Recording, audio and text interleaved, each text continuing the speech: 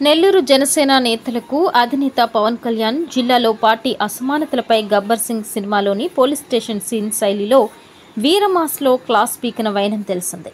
Party అభిమానుల విశ్వసనీయ సమాచారం ప్రకారం ఇటీవల నెల్లూరులో నియోజకవర్గాల ఇన్ఛార్జీలు సమావేశం పెట్టి టిడ్కో చైర్మన్ అజయ్ పై ధ్వజమెత్తుతూ పార్టీని భ్రష్టు పట్టిస్తున్నారని ఆగ్రహించిన విషయం తెలిసిందే.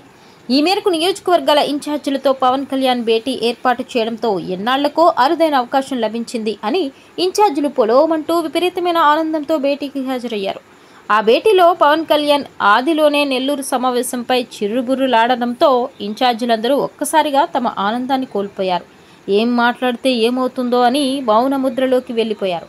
సమావేశం అలా ఎందుకు ఏర్పాటు చేయాల్సి వచ్చిందని ప్రశ్నలు, అసలు ఎవరెవరికి ఎన్ని ఓట్లు వచ్చాయో చెప్పండి అంటూ నిలదీయడంతో అక్కడ పోటీ చేసిన వారెవరూ లేకపోవడంతో అందరూ మౌనంగా ఉండిపోగా ఒక ఇన్ఛార్జి మాత్రం తనకు పోటీ చేసే అవకాశం ఉన్నా ఇవ్వలేదని తెలపడంతో పవన్ స్పందిస్తూ పార్టీ ప్రతిష్టకు భంగం కలిగేలా అలా సమావేశం ఎందుకు పెట్టారని, సమస్య ఏదైనా ఉంటే పార్టీ అధిష్టానం దృష్టికి తీసుకురావాలని తనకైనా తెలపాలని అలా ఎందుకు చేయలేదని ప్రశ్నించారు. దీంతో నియోజకవర్గ ఇన్ఛార్జీలు తాము కార్యాలయం బాధ్యులకు ఎన్నోసార్లు ఈ విషయాలు తెలిపినా సరైన స్పందన లేకపోవడంతో సమావేశం పెట్టాల్సి వచ్చిందని పేర్కొన్నారు.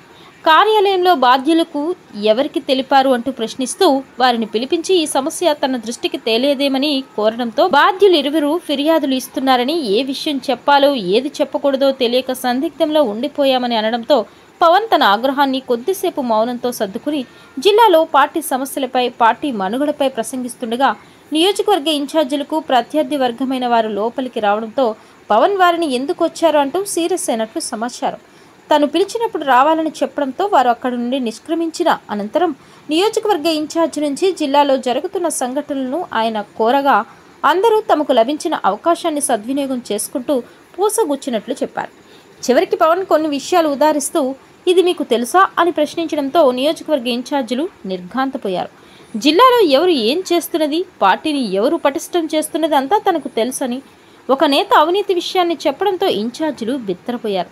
భవిష్యత్తులో ఇలా సమావేశాలు పెట్టబోమని, సమస్యలు నేరుగా తమ దృష్టికి తెచ్చే అవకాశం కల్పించాలని కోరడంతో పవన్ కళ్యాణ్ కూడా కార్యాలయ బాధ్యులకు ఆ మేరకు ఆదేశాలిచ్చారు. త్వరలో జిల్లా పార్టీ బాధ్యులందరినీ కూర్చోబెట్టి పార్టీ పటిష్టతకు పక్కా ప్రణాళికను ఏర్పాటు చేయడానికి నిర్ణయిస్తూ పార్టీకి విరుద్ధంగా ఎవరు వ్యవహరించినా సహించేది లేదని స్పష్టం చేస్తూ సమావేశాన్ని ముగించడంతో నియోజకవర్గంలో ఆనందంగా సమావేశంలో నిష్క్రమించినట్లు తెలుస్తోంది.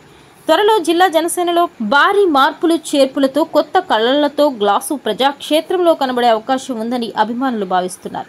పవన్ కళ్యాణ్ మీకు భారీ బడ్జెట్తో క్లాస్ ఇచ్చాడట కదా అని నియోజకవర్గ ఇన్ఛార్జీలకు ఎదురైన ప్రశ్నకు తమకు 25 అయితే ప్రత్యర్థులకు 30 ఇచ్చారంటూ తెచ్చిపెట్టుకున్న నవ్వుతో సమాధానం ఇవ్వడం కోసమరుపు.